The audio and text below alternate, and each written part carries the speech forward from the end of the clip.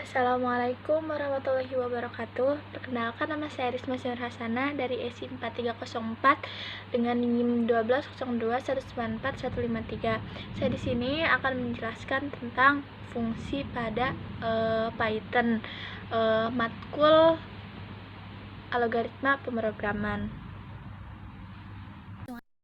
Kita ke pengenalan fungsi. Nah, dalam sebuah program atau ketika kita membuat program, tentunya kita akan menuliskan beratus-ratus, beribu-ribu kode kan. Untuk mengatasi permasalahan penulisan ulang suatu kode tertentu, maka di Python ini nih, kita bisa menggunakan sebuah fungsi sehingga membuat kode program bersifat reusable atau didefinisikan sekali saja dan bisa digunakan berulang kali seperti itu. Contohnya kayak gimana sih, Kak? Nah, ini contohnya. Ini anggap aja sebagai rumusnya ya. Def ini fungsinya nih. Def nama fungsi dalam kurung kosong ya. Terus tutup titik 2. Terus di print. Printnya dalam kurung seperti biasa, print dalam kurung tanda kutip. Kalau ini fungsi. Contohnya kayak gini nih nanti tuh. Def salam. Def-nya tuh si fungsi, salamnya tuh si nama fungsinya. Dalam kurung yang kosong, ininya kosong, titik 2, di print assalamualaikum, sama printnya selamat pagi. Nah, kalau yang kayak gini nih, gimana ya? Jadi kalau misalkan di print kita di run itu gak bakal muncul. Ini contohnya. Contohnya seperti ini. Ini kan. Misalkan nih kita hapus dulu ininya. Kita run. Dan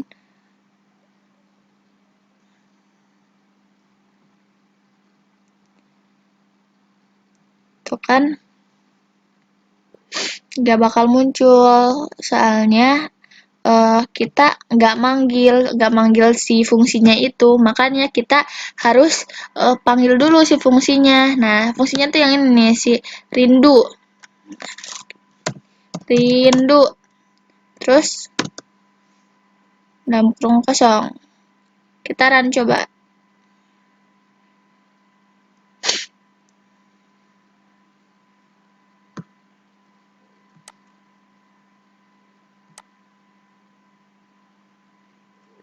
Halo Ima, ada yang rindu nih. Nah, kan ada kan sekarang udah muncul, berarti bisa.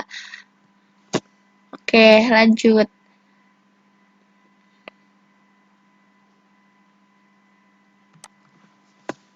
Nah, ini contoh yang lain juga. Misalkan def salam dalam kurung kosong titik 2 print hello selamat pagi. Nah, nanti kalau misalkan kita buat salamnya tuh 1 2 3 4 5 6 7 8 8, nanti yang munculnya juga 8 gitu. Oke, ini salah-salahnya ini dulu baru ke sini. Lanjut.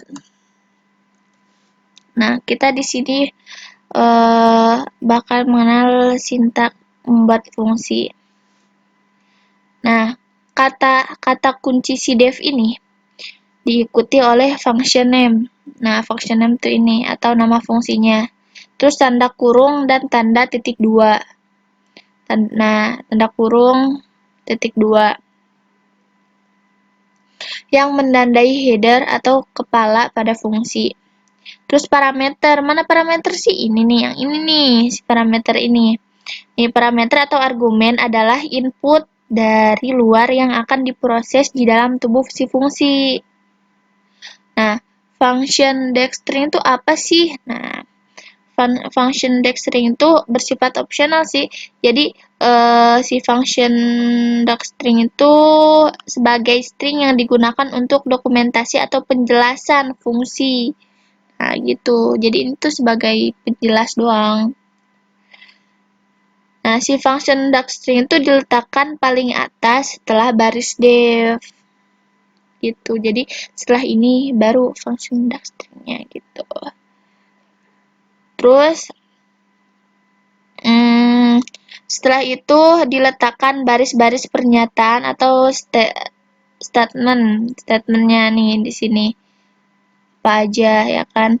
Nah, dan jangan lupa identitas untuk menandai blok fungsi. Dan yang terakhir ini return. Return ini bersifat opsional juga kan. Gunanya adalah untuk mengembalikan suatu nilai expression dari fungsinya. Seperti itu. Contohnya kayak gimana sih? Nah, contohnya kayak gini. Misalkan ya, ini kan ini si rumusnya kan, rumus yang tadi. Def function name parameter kurung parameter titik 2 tanda kutipnya 3 kali function docstring statement return expression. Nah, contohnya kayak gimana sih nih? Daf, sapanya tuh si function name. Terus namanya parameter ya. Si nama ini tuh parameter. Nah, terus function docstringnya ini tuh bebas sih. Kan tadi juga katanya optional kan. Di bebas. Nah, print hai, pertama seperti biasa print ya, kita buka kurung terus kasih tanda petik hai, koma plus nama tuh yang si parameter ini. Terus apa kabar nih. Terus kita panggil si namanya, nama siapa aja. Nah, sapa Umar, Ratna, Ayu, Rudi. Hai. Nanti outputnya nanti yang keluar tuh kayak gini. Hai Umar, apa kabar? Hai Ratna, apa kabar? Ayu, apa kabar? Hai Rudi, apa kabar?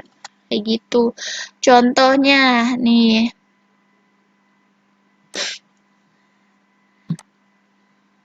Nah, contohnya kan ya ini.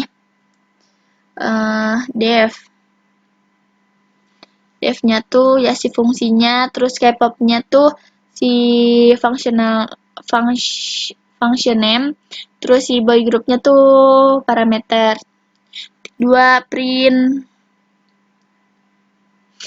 misalkan keren, terus boy group mantap jiwa. Kita panggil nih siapa aja, Super Junior, terus Girl Generation, Red Velvet. Yang keluar kayak gimana? Outputnya nanti yang keluar tuh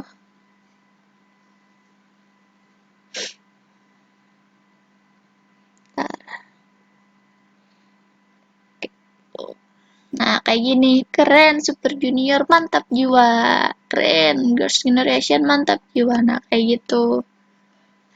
Oke, lanjut kita ke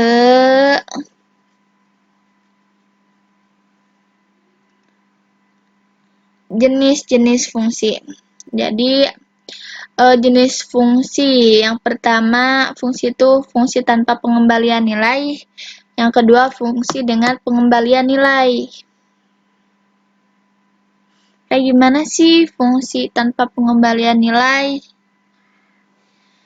Ini yang ini nih. Contoh fungsi pengembalian nilai. Nah, ini. Misalkan def-nya tuh ya si fungsinya. Terus masukin function name, terus parameternya. Nah, masukin ininya juga. Nah, cara untuk kalau contoh fungsi pengembalian nilai, nah kalau pengembalian nilai itu pasti menggunakan kata kunci return. Nah, yang ini nih. Masih ini nih. Nah, lalu diikuti dengan nilai atau variabel yang akan dikembalikan. Si luas ini. Yang dari sini. Printnya luas persegi. Kayak gini. Contohnya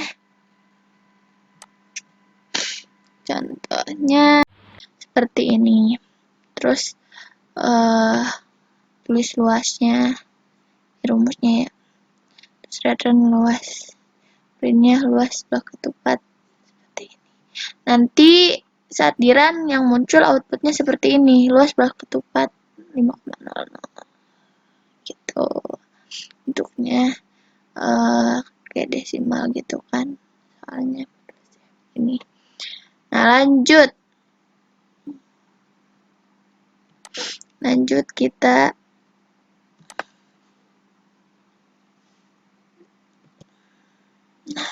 ini adalah contoh fungsi tidak pengembalian nilai. Fungsi yang tidak pengembalian nilai biasanya disebut dengan prosedur. Ini juga selain disebut dengan fungsi tidak mengembalikan nilai, disebut juga dengan prosedur, guys. Namun, kadang kita butuh hasil proses dari fungsi untuk digunakan pada proses berikutnya. Maka fungsi harus mengembalikan nilai dari hasil pemrosesannya. Yang tadi nih harus jadi gini lagi. Gitu. Contohnya kayak gini. Kita membuat fungsi dengan parameter kan. D fungsi, function name, parameter. Ini rumusnya nih. Print luas segitiga. Kalau ini dipanggil kan, kalau yang tadi enggak dipanggil. Jadi dipanggilnya tuh di dalam si printan tadi. Kan ini yang dipanggil luas. Ya kan yang ini. Sedangkan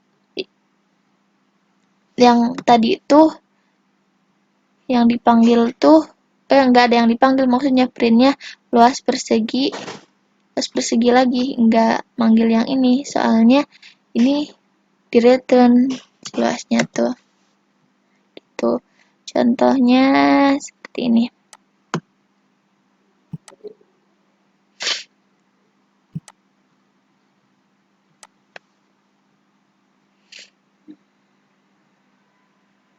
Sama juga luas sebelah ketupat 5,000 seperti itu ya. Lanjut fungsi mengembalikan nilai. Sama kayak tadi. Udah ada contohnya. Di sini kita belajar tentang variabel global dan lokal pada Python. Apa sih variabel global dan lokal itu?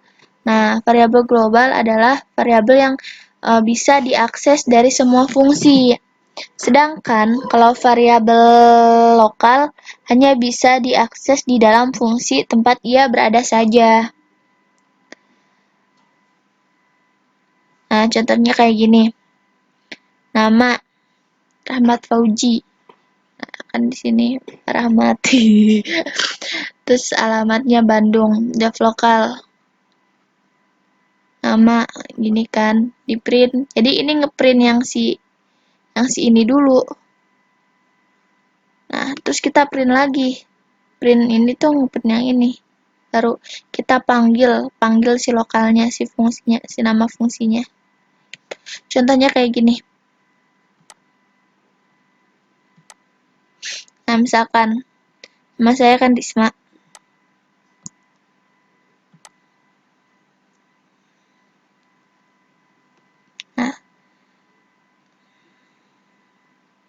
Nah, nama Risma. Pertama kita buat dulu ininya, variabelnya. Terus dev profil. Profil ini tuh function name-nya. Terus ininya kosongin, nggak pakai parameter. Nama, masukin lagi. Baru panggil di ujungnya profil.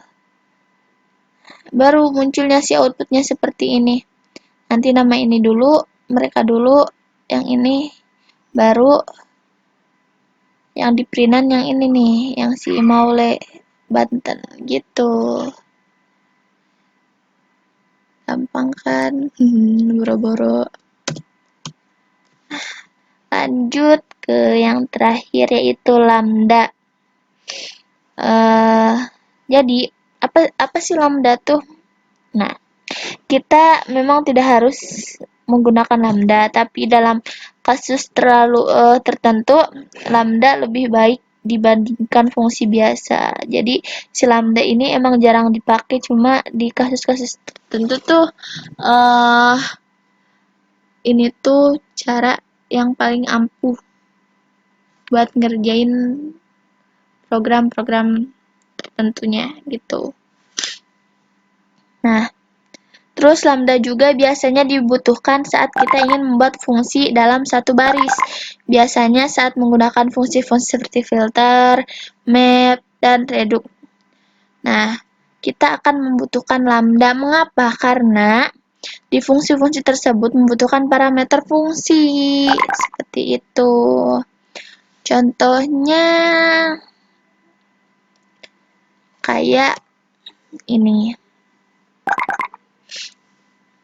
Bilangan 10, 2, 8, 7, 5, 4, 3, 11, 01. Filternya threshold, map. Yang dipakai map ya, bukan filter, bukan reduce. Yalah, di sini ya map nih, map. Lambdanya x, tik 2x kali x, bilangan. Dipanggil nih bilangannya. Print list filter threshold, menentukan bilangan genap. Nah, genap sama dengan lambda. Jadi mengapa harus pakai lambda? Kenapa ya? Karena kita akan membutuhkannya saat menggunakan fungsi-fungsi tertentu. Udah dibilang kan kayak seperti tadi. Jadi emang digunainnya di waktu-waktu tertentu aja. Contohnya seperti ini. Misalkan angka, saya ubah ya angkanya. Jadi 5, 7, 8, 3, 6, 9, 10. Terus ini tuh yang tadi jadi filter threshold. Saya ganti jadi kuy hayu. Terus ininya masih map, terus lambda, angka. Saya panggilnya angka ya. Iya ya, dipanggil angka. Terus print list. Listnya tuh yang dalam ini nih. Nih. Kuy hayu. Nah, terus genap. Ini bebas sih mau apa-apa juga. Bebas. Sama dengan lambda kali masukin lagi yang si ini nih. Cuma ini jadi modulus 2 sama dengan 0. List filter genap range 10. Misalkan saya masuknya 10. Yang keluar seperti apa? Kita lihat. Nah, di 25, 49, 64, 936, 81, dan 100. Seperti itu. Mungkin sekian penyampaian materi tentang fungsi dari saya.